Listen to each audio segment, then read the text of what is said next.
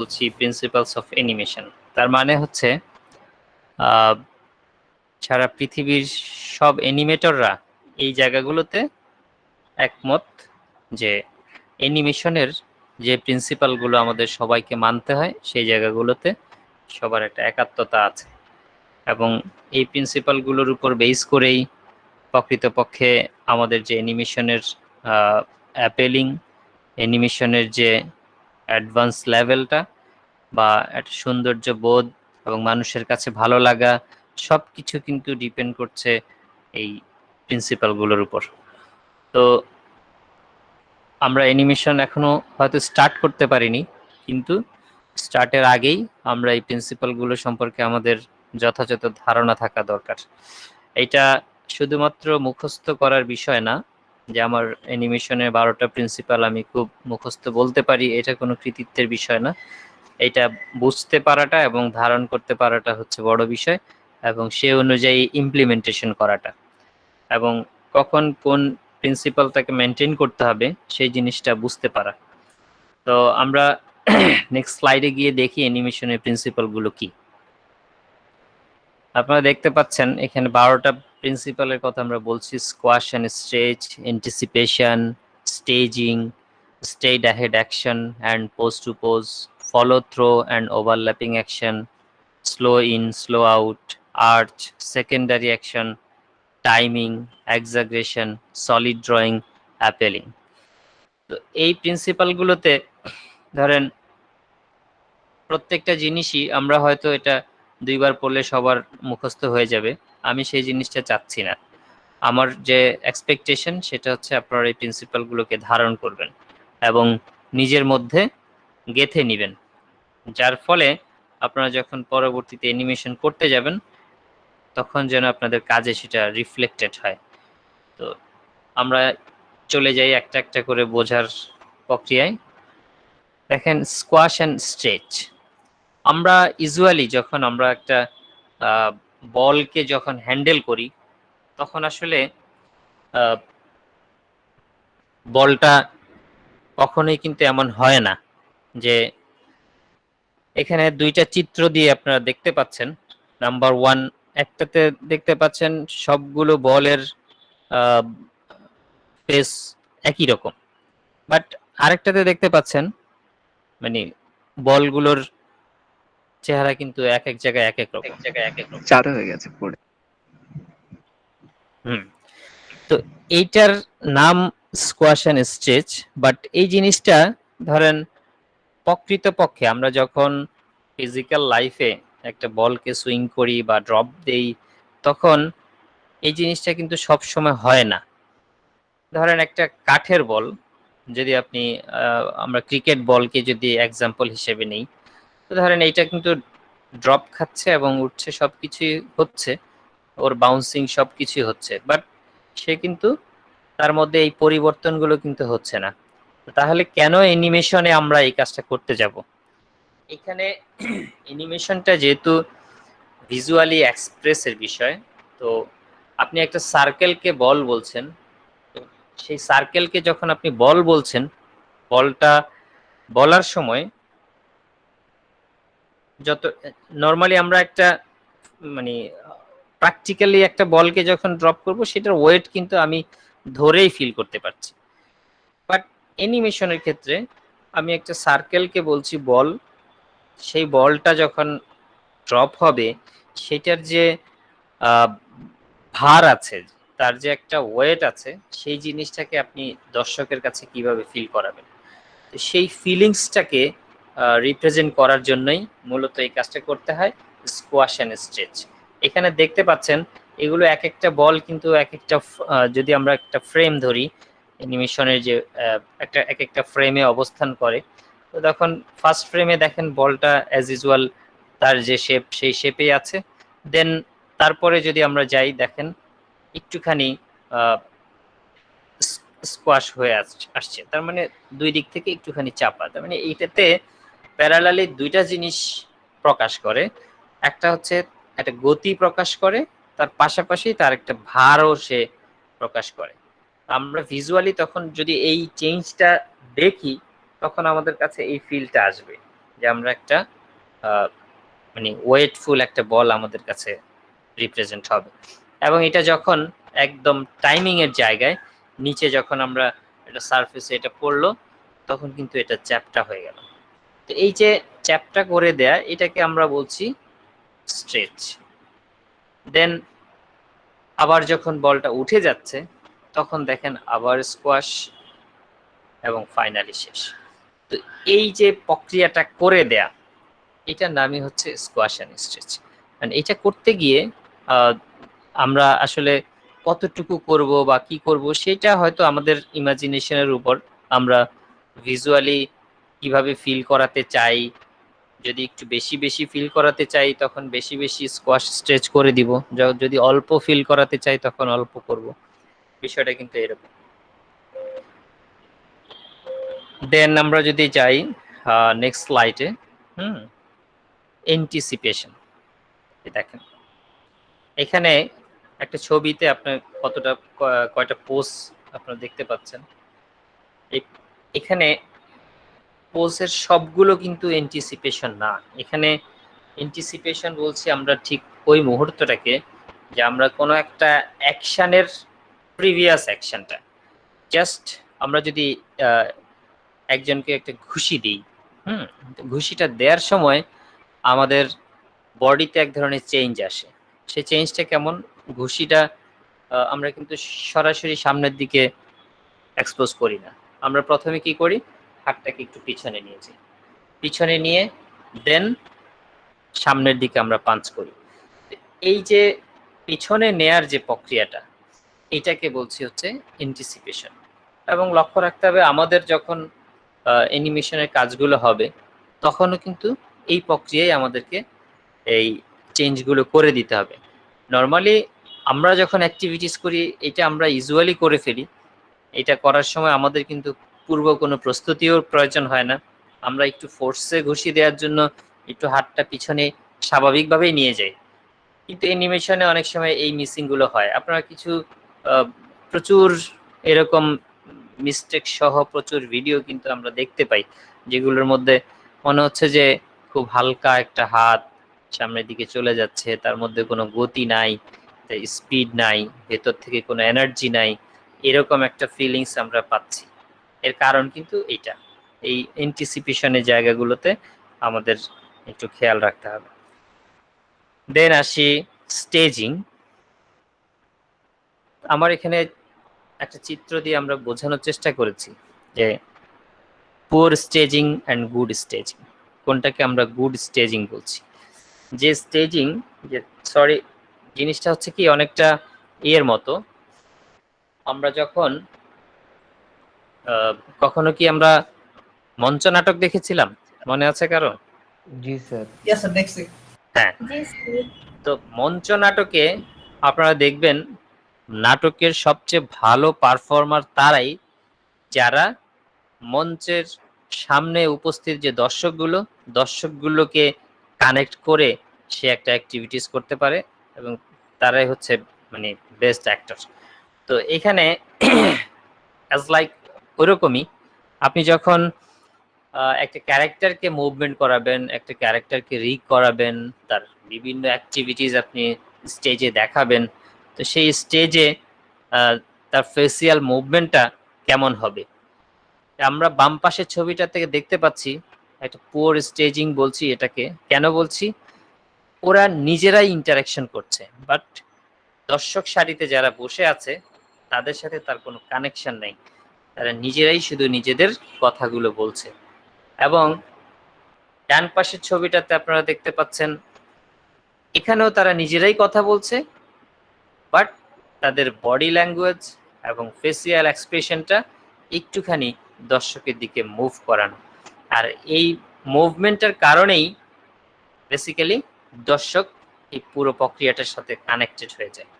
এবং এই জন্যই যখনই আপনারা অ্যানিমেশন করতে যাবেন, এই জিনিসগুলো খুবই লক্ষ্য রাখতে হবে। এবং এটা যদি কেউ অ্যাক্টর হন, সেক্ষেত্রেও কিন্তু সেম মেথডোলজি। এখন ধরেন আমি ফিজিক্যালি আপনাদের অনেক সময় ক্লাস নিই, তো আমি যদি হোয়াইট বোর্ডে লিখতে থাকি আর আপনাদেরকে যদি বলতে থাকি, তখন আপনাদের কাছে কেমন লাগবে? তখন ফিল হবে না যে স্যার বোর্ডের সাথে মনে হয় কথা বলছে, তো আমাদের সাথে না। এই যে ফিলিংসটা, এখন আমি যদি হোয়াইট বোর্ডে লিখে দেন আপনাদের দিকে মুভ করে কথা বলি, এটা হচ্ছে একটা গুড স্টেজিং। বাট যদি আমি সেটা না করি, আমি হোয়াইট বোর্ডে লিখতে লিখতে আপনাদের সাথে কথা বলছি, আপনাদের দিকে তাকালামও না, কে কেমন আছে দেখলামও না, তাহলে এরকম পারফরমেন্সটাকে আমরা বলছি পুয়ার স্টেজিং। তো সেক্ষেত্রে আমাদের এই জিনিসগুলো লক্ষ্য রাখা জরুরি। স্যার, বলেন। এই যে প্রথম নিয়মটার সাথে দ্বিতীয় নিয়মটা একটু মিল আছে না, যে মুভমেন্টের জায়গাটা থেকে? প্রথম এই যে মুভমেন্টটা, স্কোয়াশ এন্ড স্ট্রেচ। না 2 নাম্বারটা স্যার, 2 নাম্বারটা। 2 নাম্বার অ্যান্টিসিপেশন।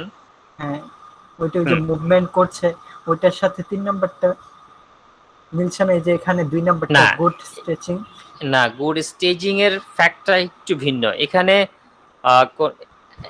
সিচুয়েশনটা হচ্ছে যে তার ফেসের দিকে আপনারা একটু লক্ষ্য করেন। এখানে ওরা নিজেরাই কথা বলছে, আর গুড স্টেজ হচ্ছে হ্যাঁ, দর্শকদের দিকে কথা বলছে। ঠিক আছে। গুড স্টেজিং হচ্ছে দর্শকদেরকে কানেক্ট করে সে কথা বলছে। কানেক্টটা করছে কিভাবে? তার ফেসিয়াল এক্সপ্রেশন, আই এক্সপ্রেশন এবং বডি ল্যাঙ্গুয়েজ, এই জিনিসগুলো দিয়ে। আর এখানে আগের ছবিটাতে আপনারা যেটা দেখেছেন এন্টিসিপেশন, এন্টিসিপেশন কিন্তু কোনো একটা অ্যাকশনের প্রি অ্যাকশনটাকে বোঝানো হচ্ছে। ঠিক আছে, জাস্ট আপনি কোনো একটা অ্যাক্টিভিটিস করবেন তার পূর্বে যে একটা প্রস্তুতি। ধরেন আমরা একটু আগে যে ঘুষির এক্সাম্পল দিলাম, আমরা যদি এখন একটু ক্রিকেট ব্যাট দিয়ে আমরা যদি বলি, যে ধরেন ব্যাটটা দিয়ে যখন বলটা আসে তখন সে ব্যাট দিয়ে হিট করে। হিটটা করার আগে ব্যাটটা যখন একটু পিছনের দিকে নেয়, এই পিছনের দিকে নেয়ার যে কাজটা, সেটাকে বলছি আমরা অ্যান্টিসিপেশন। আমি কি বুঝাতে পেরেছি আমার? জি স্যার। হ্যাঁ, আমরা যে পিছনে একটু নিয়ে দেন আবার হিট করছি, সেই পিছনে নেয়ার প্রক্রিয়াটাকে বলছি অ্যান্টিসিপেশন।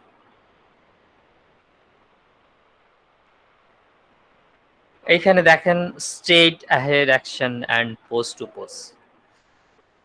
এই স্লাইডে আপনারা দেখতে পাচ্ছেন আমরা ড্রয়িং দিয়ে মানুষের হাঁটার যে মুভমেন্টটা সেটাকে রিপ্রেজেন্ট করেছি। এখানে আমরা আমাদের নিজের অজান্তেই আমরা যখন হাঁটি, আমরা এরকম একটা ওয়েভ লাইন ক্রিয়েট করি। ওয়েভ লাইনটা অনেকটা এরকম, যে ধরেন এখানে দুইটা স্ট্রেট লাইন দিয়ে বোঝানো হয়েছে। এদের মাথার কন্টাক্টগুলোকে যদি আমরা একটু দেখি, জাস্ট এই লাইন টু একটু নিচের দিকে আসলো, দেন আবার একটু উপরে উঠলো, আবার এসে নিচের দিকে নামলো। এগুলোকে যদি আমরা একটু কানেক্ট করি, দেখেন এরকম একটা ওয়েভ ক্যারি করে। তো এই ওয়েভটা আমরা নিজেরা সবসময় করে থাকি, বাট আমরা কিন্তু জানি না। এবং এই প্রক্রিয়ায় আমরা যখন রিগিং করব, তখনও আমাদের এই জিনিসগুলো মাথায় রাখতে হবে, তাহলে একটা রিয়েলিস্টিক রিগিং আপনি করতে পারবেন। যদি এই পোজগুলো আমাদের জানা না থাকে বা এই প্রক্রিয়াটা জানা না থাকে, তখন মনে হবে যে একটা মানুষ হেঁটে যাচ্ছে, বাট গাড়ির মতো, তার কোনো উচ্চতার ব্যবধান হচ্ছে না। ঠিক আছে, কারণ স্বাভাবিকভাবে আমাদের শরীরের প্রতিটা অঙ্গই কিন্তু ফ্লেক্সিবল। আমরা ধরেন স্ট্রেট দাঁড়াতে পারি, আমরা পাটাকে একটু স্পেস নিয়ে দাঁড়াতে পারি। তো যখনই আমরা একটা স্পেস ক্রিয়েট করি, পা দিয়ে যদি আমরা একটা স্পেস ক্রিয়েট করি, স্পেসটা ক্রিয়েট করার সময় আমাদের যে জিনিসটা হয়, যে আমাদের উচ্চতাটা কমে আসে। তো অ্যাজ লাইক যখন আমরা হাঁটি বা দৌড়াই, তখনও কিন্তু এই প্রক্রিয়াটা ঘটতে থাকে। আমরা যখন হাঁটছি, হাঁটার সময় আমাদের যখন পাটা একটু সামনের দিকে ফরওয়ার্ড করছি, তখনই কিন্তু আমাদের মাথার যে হাইটটা, সে হাইটটা কমে যাচ্ছে। এখন নিচে যদি আমার খুব মানে সারফেসটা, আমি যেই রাস্তায় হাঁটছি রাস্তাটা যদি প্লেন হয়, তাহলে আমাকে উপরেই সেই কন্টাক্ট লাইনটা চেঞ্জ করতে হবে। আর যদি নিচে আপ এন্ড ডাউন হয়, তাহলে সেটাকে মাথায় রেখে সেই অনুযায়ী করতে হবে। এটা একটা মানুষকে বা একটা ক্যারেক্টারকে, একটা অ্যানিমেশনের একটা ক্যারেক্টারকে যখন আপনি রিগ করাবেন, এই ছোট্ট ছোট্ট বিষয়গুলো মাথায় রাখতে হবে। না হলে দর্শক কিন্তু খুব একটা ম্যাচিউর অ্যানিমেশন পাবে না, ওরা দেখেই বুঝতে পারবে যে আপনার কাজের গলদটা কোথায়। এবং এই যে এই টিউনিং গুলো যদি আমরা করতে পারি আমাদের কাজের মধ্যে, তাহলে আসলে পারফেক্ট একটা অ্যানিমেশন বের হয়ে আসে। এরপর ফলো থ্রো ওভারল্যাপিং অ্যাকশন। এখানে দেখতে পাচ্ছেন যে এখানে মার্কের যে কোশ্চেনটা আপনি বলতে পারেন আমাদের যে এন্টিসিপেশনের সাথে কিছুটা রিলেট করে এই প্রিন্সিপালটা।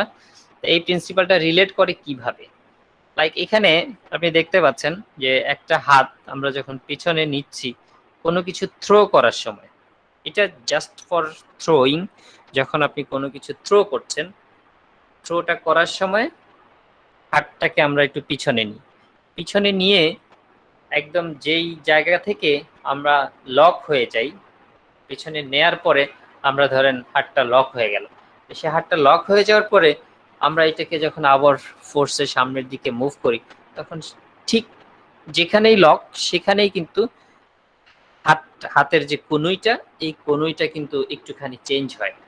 এটা আমরা লক্ষ্য করি না, মানে ফিজিক্যালি আমরা অনেক সময় এই জিনিসগুলো মানে ফলো করতে পারি না, কিন্তু যখন আমরা কি ফ্রেম নিয়ে কাজ করব, একদম ন্যানো সেকেন্ড নিয়ে যখন আমরা কাজ করতে থাকবো, তখন কিন্তু এই জিনিসগুলো আমাদের ফলো করতে হবে। মানে তার মুভমেন্ট গুলো কখন কিভাবে হয়, প্রতিটা জিনিস কিন্তু আমাদের অবজার্ভ করতে হবে, একদম ইনডেপথ অবজারভেশন কিন্তু লাগবে আমাদেরকে যখন এই জিনিসগুলো মানুষের সামনে তুলে ধরতে হবে। ঠিক আছে, তো এটা হচ্ছে ঠিক ওই জায়গাটা। তো এখানে অনেকে একটুখানি গোলায় ফেলতে পারেন, তাহলে এন্টিসিপেশন আর এটার মধ্যে তফাৎটা কোথায়? এন্টিসিপেশন হচ্ছে তার যে হাতটা পেছনে নেয়ার প্রক্রিয়াটা, আর ওভারল্যাপিং অ্যাকশনটা হচ্ছে ওভারল্যাপিং যেই জায়গাটায় যেই ফ্রেমে গিয়ে, একটা ফ্রেমেই দেখেন এখানে একটা রেড কালার যে ড্রয়িং হাতটা দেখতে পাচ্ছেন, ওই ফ্রেমে গিয়ে একই জায়গায় ঠাস করে কনুইটা ঘুরে যাওয়া, এই এই ঘুরে যাওয়ার প্রক্রিয়াটার নাম হচ্ছে ওভারল্যাপিং অ্যাকশন। এরপর আমরা আসি স্লো ইন স্লো আউট অথবা slow out and slow in, এটাই বলেন, কোনো অসুবিধা নেই। এখানে এই ছবিটা একটা রূপক অর্থেই দেওয়া হয়েছে, এখানে জাস্ট ফিজিক্সের ব্যাপারটা আপনারা এখানে বুঝতে পারবেন, কিন্তু এই রুলসটা মানে নট অনলি শুধু এরকম দোল খাওয়ার ক্ষেত্রে প্রযোজ্য, জাস্ট নর্মালি অ্যানিমেশনের প্রত্যেকটা ক্ষেত্রেই এই রুলসটাকে অ্যাপ্লাই করতে হয়। লাইক আমি যদি এই নিয়মের বাইরে গিয়ে আমরা যে ছবিটা দেখতে পাচ্ছি, এগুলোর ক্ষেত্রে তো আমাদের এটা করাই লাগবে, আর এর বাইরেও অ্যানিমেশনের আরো যে জায়গাগুলো আছে, লাইক আপনি একটা স্টেজে একটা কার্টুন হেঁটে আসছে, অথবা একটা গাড়ি আপনি স্টেজে চলছে আপনি দেখাচ্ছেন, তো এই পুরো প্রক্রিয়াটা যখন আপনি শো করবেন, শো করার সময় একটা বেসিক রুলস হচ্ছে এটা, যে স্লো আউট স্লো ইন। এটা যেমন ধরেন গাড়িটা খুব স্লোলি, একটু স্লোলি স্টেজে ইন করলো, দেন সে আবার স্পিড গিয়ার আপ করে সে আগালো, তারপরে যখন সে স্টেজ থেকে বের হয়ে গেল তখন আবার একটু স্লো হয়ে বের হলো। তো এই প্রক্রিয়াটা যদি একটা ধরেন ক্যারেক্টার খুব দৌড়ে স্টেজের মধ্যে এসে ঢুকলো, তো সেখানে ঢোকার সময় যদি আপনি তাকে খুব স্পিড দিয়ে দেন, তখন আসলে দর্শক যে জিনিসটা কনফিউশনে পড়ে যায়, লাইক দর্শক কিন্তু আর মানে সেই ক্যারেক্টারের সাথে কানেক্ট হতে পারে না। ধরেন কোন একটা স্পিডি জিনিস আপনি ঠাস করে স্টেজের মাঝখান দিয়ে নিয়ে গেলেন, অল্প সময়ের ব্যবধানে সেখানে পাস হয়ে গেল, দর্শককে কিন্তু স্পেসটা দেয়া হলো না, সেই জিনিসটা কি দেখার সময়টা কিন্তু সে পেল না। তো এই প্রক্রিয়ায় সেই জিনিসটা কিন্তু এনশিওর হয়। প্রথমত যদি স্লোলি যদি স্টেজে কোনো কিছু ইন করে, তখন দর্শক তাকে বুঝতে পারে, দেন তার অ্যাক্টিভিটিসটা করার পরে সে আবার যখন চলে যাবে তখনও পুরোপুরি জিনিসটা রিয়েলাইজ করতে পারে এবং সে মেমোরাইজও করতে পারে। তো এটার কারণে এই স্লো ইন স্লো আউটটা সব ক্ষেত্রেই প্রযোজ্য। এটা শুধুমাত্র যে আমি যখন এরকম দোল খাওয়ার ব্যাপারটা দেখাবো তখনই হবে তা না, অ্যানিমেশনের প্রত্যেকটা সিনের ক্ষেত্রেই কিন্তু এই রুলসটা অ্যাপ্লিকেবল। এরপর হাসি আর্চ দেখেন আরেকটু ইনডেপথ। এর আগে আমরা যে মানুষের রিগিং সম্পর্কে যে কথাটা বললাম, ঠিক আছে, straight ahead action and pose to pose, সেখানে আমরা দেখছি যে মানুষের মাথার যে মুভমেন্টটা সেটা একটা ওয়েভ লাইন ক্রিয়েট করছে এবং কন্টিনিউয়াসলি সেটা করেই যাচ্ছে। তো এখানে দেখেন মানুষের প্রতিটা অঙ্গ আরেকটু ইনডেপথে। এটা যদি আমরা straight ahead action and pose to pose, এটা তো জাস্ট ওভারঅল বাইরে থেকে দেখছি, এবং এরপর আমরা যদি একটু বডির যে মুভমেন্টগুলোতে আসি সেটা হচ্ছে এটা, এই আর্চ। আমরা প্রতিনিয়ত এরকম যখন যে কাজটা করছি আমরা কিন্তু একটা আর্চ ক্রিয়েট করে যাচ্ছি, আমাদের প্রতিটা মুভমেন্টে এই আর্চটা তৈরি হচ্ছে। আমরা পায়ের হাঁটার মধ্যে আর্চ তৈরি হচ্ছে, তারপরে হচ্ছে আমরা যখন হাতটাকে নাড়াচ্ছি যে কোনো ভাবে আমরা কিন্তু অনেকটাই কম্পাসের মতো, যে জাস্ট কিছু জয়েন্ট আছে সেই জয়েন্টগুলোকে কেন্দ্রবিন্দু করে আমরা কিন্তু আমাদের প্রত্যেকটা মুভমেন্ট কিন্তু এভাবে করে আমরা করতে পারছি। তো এই মুভমেন্টের মাধ্যমেই আর্টসগুলো হচ্ছে। আমাদের লক্ষ্য রাখার বিষয় অ্যানিমেশনে এরকম সিচুয়েশন কিন্তু অ্যাভেলেবেল, যে সিচুয়েশনগুলোতে আপনাকে প্রতিটা পার্টসের মুভমেন্ট দিতে হবে এবং মুভমেন্ট দেওয়ার সময় আপনার লক্ষ্য রাখতে হবে এটা সেন্টার পয়েন্টটা কোথায়, সেই সেন্টার থেকে সে মুভ করছে কিনা এবং সে আর্চটা ক্রিয়েট করছে কিনা। আমরা যদি ফ্রেম বাই ফ্রেম অ্যানিমেশনের কথা বলি, যে আমরা অনেক সময় ফ্রেম বাই ফ্রেম অ্যানিমেশনে যে কাজটা করি যে ইন বিটুইন আমরা কিছু ফ্রেম ড্রয়িং করি, তো সেই ড্রয়িংটা করার সময় আমাদের যে এই জিনিসটা মাথায় যদি আমরা না রাখি তাহলে যে জিনিসটা হবে, হ্যাঁ মুভমেন্ট হবে সবকিছুই হবে, জিনিসটা কখনোই রিয়েলিস্টিক হবে না, এটা আর্টিফিশিয়াল এবং মানুষ মানে হাস্যকর একটা মুভমেন্ট তৈরি করবে। দেন আসি আমাদের সেকেন্ডারি অ্যাকশন। সেকেন্ডারি অ্যাকশন এইটা কিছুটা রিলেট করে পূর্বের একটা প্রিন্সিপালের সাথে, কেউ যদি বলতে পারেন।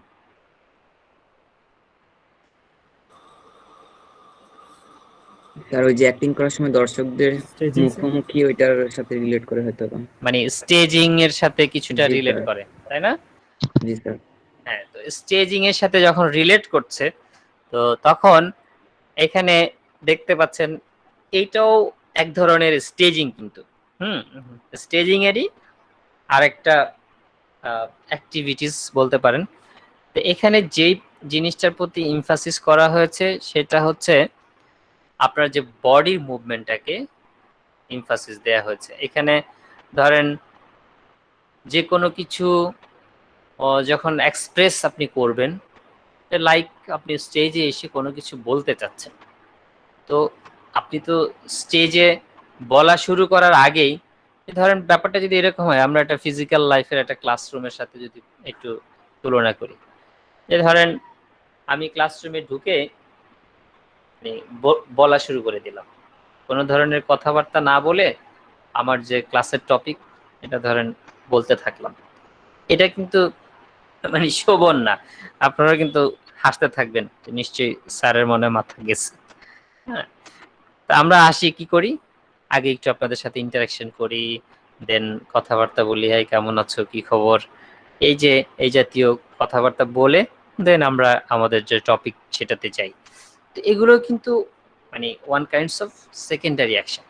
এখানে প্রতিটা অ্যাক্টিভিটিজের আগে, যে ধরেন আমি যদি একটা ক্যারেক্টারকে দেখাই যে হুট করে সে লাফ দিয়ে উপর থেকে পড়লো, আমরা নিশ্চয়ই ধরেন মিকি মাউস বা এই জাতীয় ইয়ের মধ্যে আমরা দেখি যে ঠাস করে একটা ক্যারেক্টার ঠুস করে উপর থেকে পড়লো, পরে দৌড় দিল, কিন্তু এখন সে যদি উপর থেকে যখন জাম্প করছে তখন থেকেই যদি আপনার সাথে এই সে ভয়েস ওভারটা দিতে থাকে তখন এটা কিন্তু দর্শক নিতে পারবে না।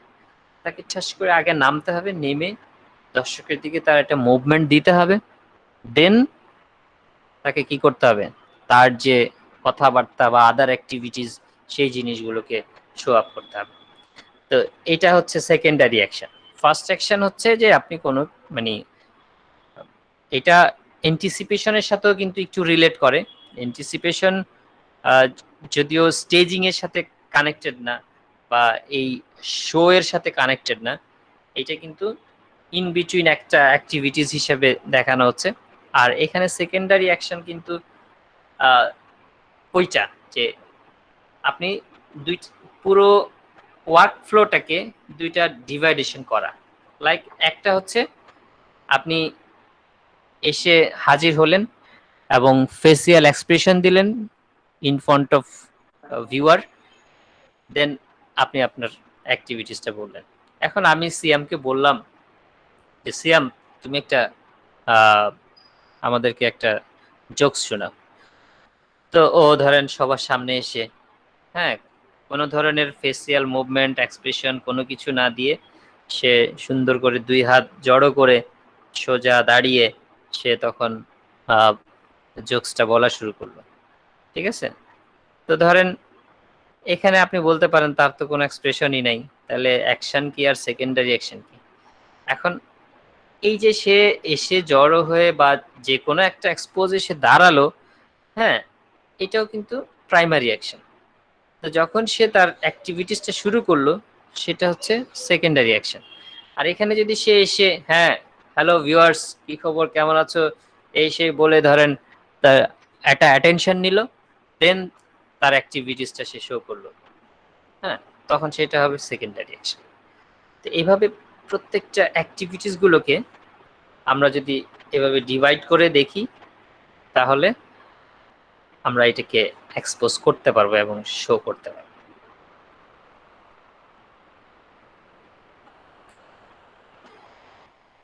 এরপর টাইমিং। টাইমিংটা হচ্ছে খুব সেনসিটিভ একটা প্রিন্সিপাল বলতে পারেন। সেনসিটিভ আমি এই জন্যই বলছি, একটা এক্সাম্পল আমি বলতে পারি আপনাদেরকে, যে ধরেন যেই জায়গায় টাইমিং হলে আপনাদের লাইফ ওখানেই শেষ, এরকম একটা টাইমিং এর ঘটনা বলেন তো, বলতে পারেন? যে আমরা জীবন চলার পথে সব জায়গায় তো টাইমিং করি। টাইমিংটা কেমন? আজকে আমরা ক্লাসের সময় দিয়েছি, বাট আমি দেরি করেছি, আমি টাইমিং করতে পারিনি, তাই না? এবং আপনারা ঠিক 2:30 যারা জয়েন করেছেন তারা খুব ভালো টাইমিং করেছেন। এবং আমরা যখন ক্রিকেট খেলতে যাই তো আমরা বলি যে ব্যাটে বলে হয় নাই, হইলে এটা কি হতো? ছক্কা। হ্যাঁ 6 হয়ে যেত, ব্যাটে বলে হলেই 6 হয়ে যেত। তো ঠিক ব্যাটে বলে যেই জায়গাটায় হয় সেই জায়গাটার নাম হচ্ছে টাইমিং। যে ধরেন বলের গতি এবং ব্যাটের গতি দুইটা একদম অ্যাডজাক্ট টু দা পয়েন্টে যখন আপনি করতে পারবেন সেটাকে আমরা বলি টাইমিং। আমরা কিন্তু এই শব্দটা সবসময় ব্যবহার করি, ইস টাইমিং হয় নাই, টাইমিং হলে এটা 6, এরকম একটা এক্সপ্রেশন আমরা সবসময় দিয়ে থাকি। তা আমি একটু আপনাদের কাছে জানতে চাইবো যে আমাদের প্রতিনিয়ত ডেইলি অ্যাক্টিভিটিস এর মধ্যে এমন একটা টাইমিং এর ঘটনা বলবেন যে এই ঘটনাটা ঘটলেই মানুষ আর বেঁচে থাকবে না। অ্যাক্সিডেন্টের সময় তার বাঁচার যদি আমরা একসাথে টাইমিং হয়ে যাই তাহলে তো আমরা শেষ। কলা রোগীর সাথে এখন যদি খোলামেলা মেশা হয়। সাবাস সাবাস, এই যে দারুণ দারুণ এক্সাম্পল চলে আসছে। সিয়াম থ্যাংক ইউ এবং মিলন থ্যাংক ইউ। যে ধরেন আমরা রাস্তায় যখন হাঁটি বাসের সাথে যদি টাইমিং করে ফেলি তাহলে কি হবে? জীবন শেষ। জীবন শেষ। এখানে কিন্তু এখানে টাইমিং না করাটাই টাইমিং। আমি কি বুঝাতে পেরেছি? এই ধরেন আপনি বাসের যে গতি এবং আপনার যে হাঁটার গতি এই দুইটাকে কম্বিনেশন করার নাম টাইমিং। যে ধরেন বাসটা আস্তে আস্তে আপনি রাস্তাটা পার হতে পেরেছেন, এখানে এটাই হচ্ছে এখানে টাইমিং। ঠিক আছে, আর যদি এখানে একদম অ্যাডজাক্ট টাইমিংটা হয়ে যায় বাস এবং আপনার যে চলার গতি, তাহলে তো কি হচ্ছে এটা আপনারা বুঝতে পারছেন। তো এই ক্ষেত্রে আমরা ধরেন টাইমিং না করাটাকেই টাইমিং ধরে নিব, ঠিক আছে, অন্তত বেঁচে থাকার স্বার্থে। নাহলে আলু ভর্তা হয়ে যাবে। হ্যাঁ, তাহলে আমরা টাইমিং বুঝতে পেরেছি যে ঠিক টাচ পয়েন্টটাকে আমরা বলছি টাইমিং। এরপর আসি এক্সাগ্রেশন। দেখেন এটা একটু ধরেন মানে অনেকটা বাড়িয়ে বলা আর কি। বাড়িয়ে বলা মানে হচ্ছে কি যে আমি যা না তার চেয়ে একটু বেশি। ধরেন আমি আপনাদের কাউকে ইতিমধ্যে ধরেন বাসা থেকে বাজারে পাঠাইছে কিনা, যাও বাজার করে নিয়ে আসো, গেছি এরকম স্যার, হয়েছে অনেক গেছি। কিছু, তাই না? তো ধরেন ছোটবেলায় এই প্র্যাকটিস মনে হয় কম বেশি সবারই আছে। মা বাবা যখন কিছু একটা আনতে পাঠায়, ধরেন পুরো রাস্তা হেঁটে এসে কোনো সমস্যা হয় নাই, তো ঠিক বাসায় ঢোকার আগ মুহূর্তে খুব ক্লান্ত, টায়ার্ড, বাজারের থলেটা তখন আর নিতেই পারছি না, পড়ে যাচ্ছে, হ্যাঁ, আমাদের ধরেন কাঁধ ভেঙে যাচ্ছে, এরকম একটা অবস্থা আমরা কিন্তু এক্সপ্রেস করি কেন? যাতে আমাকে আর কোনো কাজের অর্ডার এই মুহূর্তে না দেয়। হ্যাঁ, লাইক যে মাকে যখন দেখলাম তখন উফ, শেষ, অবস্থা খারাপ, আমার হাত ছিঁড়ে গেল এই যে 20 কেজি বাজার আনতে গিয়ে। হ্যাঁ, এরকম একটা এক্সপ্রেশন আমরা কিন্তু দিয়ে দিচ্ছি বাবা মাকে। কেন দিচ্ছি? যে কিছুক্ষণ আমাকে একটু রেস্ট দাও, আমি আসলে মানে অনেক বোঝা নিয়ে ফেলেছি। কিন্তু এই এক্সপ্রেশনটা কিন্তু আপনি রাস্তা দিয়ে যখন হেঁটে আসছেন তখন কিন্তু দেন নাই।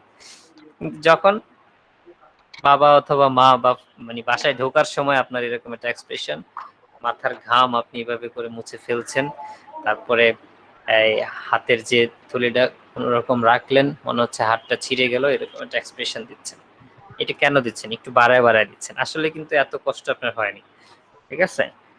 এই যে বাড়িয়ে যে এক্সপ্রেস করা, যে কোনো কিছুকে একটু বাড়িয়ে বলা বা একটু বাড়িয়ে দেখানো, এটার নাম হচ্ছে এক্সাগ্রেশন।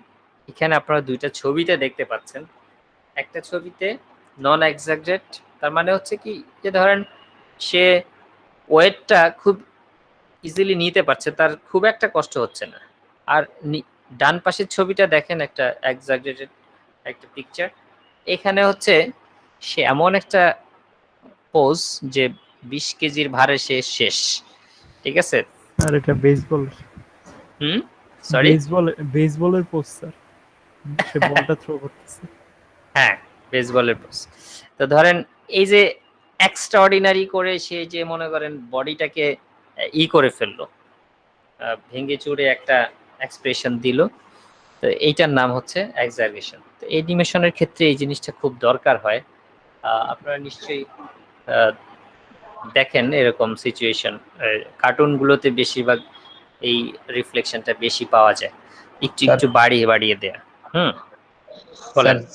সেকেন্ড যে ইয়াটা চালাইছেন আপনি, হচ্ছে মানে স্লাইডটা, যেটা ছিল যে ইয়া স্যার অ্যাকশনের যে মানে কোনো অ্যাকশনের আগের যে অ্যান্টিসিপেশন।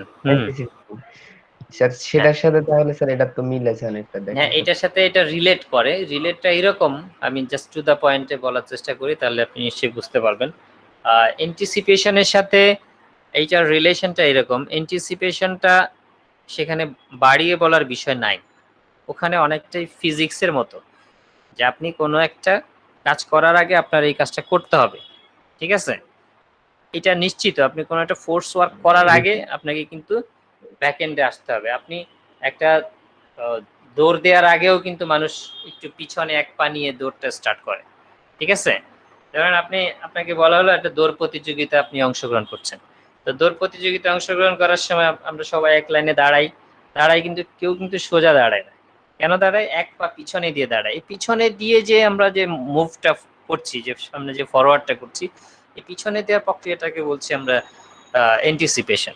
আর এখানে হচ্ছে যে মানে কোনো একটা কিছুকে আমরা দেখাচ্ছি, একটু বাড়িয়ে দেখাচ্ছি, যতটা না, ধরেন 10-20 কেজি ওয়েট কিন্তু আমরা নিতে পারবো, বাট নিলেও আমরা ইজিলি নিতে পারি, কিন্তু এটা যে আমার অনেক ওয়েট বা এই 10-20 কেজি আমার উপর অনেক একটা বড় প্রেসার, এটাকে আমি দর্শকের কাছে কিভাবে এক্সপ্রেস করব? সেই প্রক্রিয়াটা হচ্ছে এক্সাগ্রেশন। আমি ধরেন আমার বডির যে এক্সপ্রেশন, আমার যে ল্যাঙ্গুয়েজ বা মানে আমি স্যার টোটাল এটা কি তাহলে সেকেন্ডারি অ্যাকশনের মতো অনেকটা, মানে ফেসিয়াল এক্সপ্রেশনের জায়গায় এখানে এটা ফিজিক্যাল এক্সপ্রেশন? হ্যাঁ কিছুটা রিলেট করে, মানে এখানে শুধু ফেসিয়াল এক্সপ্রেশন হচ্ছে ধরেন ওইটার ক্ষেত্রে প্রযোজ্য, আর এখানে হচ্ছে টোটাল বডি, টোটাল প্রক্রিয়াটাই ধরেন আপনি একটু বাড়িয়ে বাড়িয়ে দেখানো, ঠিক আছে? এতটা এক্সাগ্রেট হয় না নরমালি ফিজিক্যালি, কিন্তু ধরেন আমরা যদি এই জিনিসগুলো দেখি মানুষ কিন্তু এরকম এক্সাগ্রেট হয় না, কিন্তু যখন আপনি অ্যানিমেশনে করতে যাবেন তখন একটুখানি বাড়িয়ে একটু করে দিতে হয়, ঠিক আছে? যতটা না হয় ততটা করে দিতে হয়। হ্যাঁ ধরেন এরকম একটা ব্যান্ড কিন্তু অনেক সময় আহ, মানে ফিজিক্যাল লাইফে যদি আমরা দেখি একটা মানুষকে এত ব্যান্ড হতে আপনি দেখবেন না, কিন্তু যখন অ্যানিমেশনে যদি এটা আমরা না দেখিয়ে দিই তখন এই টোটাল অ্যাক্টিভিটিসটাই খুব লাইট মনে হবে, স্লাইট মনে হবে, যে যা বোঝাতে চাচ্ছি সেটা মানুষ আসলে খুব কুইক রিসিভ করতে পারবেন, ঠিক আছে? তো মানুষ খুব এক্সপ্রেশনটাকে কুইক পারসিভ করার জন্য এই কাজটাকে আমাদের করে দিতে হবে। এবার আসি আমরা একটু সলিড ড্রয়িং। সলিড ড্রয়িং এখানে একটা পেন্সিল স্কেচ আপনারা দেখতে পাচ্ছেন। ড্রয়িং এর মধ্যে যে সলিডিটি মিন্স হচ্ছে যে আমরা যখন একটা ড্রয়িং করি অনেক সময় আমরা ফ্ল্যাট, মানে আমাদের ভিজুয়ালাইজেশন, আমাদের থিঙ্কিংটা একটু ফ্ল্যাট থাকে, যে আমরা দেখবেন শুধু আউটলাইন গুলোকে ধরার চেষ্টা করি, কিন্তু সলিড ড্রয়িং এর মেথডটা হচ্ছে এরকম যে আপনি আঁকছেন 2D বাট আপনি রিয়েলাইজ করছেন 3D। তো আপনার ড্রয়িং এ সে রিফ্লেকশনটা যদি থেকে থাকে তখন সেটাকে আপনি সলিড ড্রয়িং হিসেবে কাউন্ট করা হচ্ছে, এবং এটা খুব জরুরি অ্যানিমেশনের ক্ষেত্রে। ধরেন যেহেতু পুরোপুরি আমরা একটা ফ্ল্যাট ডাইমেনশনে একটা জিনিসকে রিপ্রেজেন্ট করব, কিন্তু এই ড্রয়িং এর মধ্যে যদি এই পারফেকশনটা থাকে তখন আমাদের নেক্সট যে অ্যানিমেশন, যে নেক্সট যে স্টেপটা অ্যাপেলিংটাও কিন্তু অটোমেটিক্যালি হয়ে যায়, ঠিক আছে? এটার সাথে অনেকটাই কানেক্টেড। সলিড ড্রয়িং যদি আমাদের হয়ে থাকে অ্যাপেলিংটা নিয়ে খুব একটা ভাবতে হয় না। অ্যাপেলিংটা হচ্ছে অনেকটা একেবারে টিউনিং লেভেলটা আর কি, যেটা ফার্নিস্ট লেভেলটা, সেই লেভেলটাকে বোঝানো হচ্ছে অ্যাপেল। তো আমরা নিশ্চয়ই বুঝতে পেরেছি।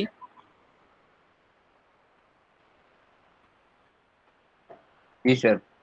এখন যদি কারো কোনো কোশ্চেন থাকে প্লিজ করতে পারো।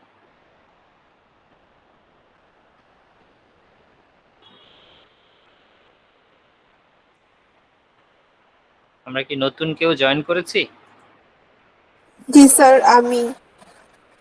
আচ্ছা ঠিক আছে, আমি আরেকবার অ্যাটেন্ডেন্সটা নিয়ে নিলাম।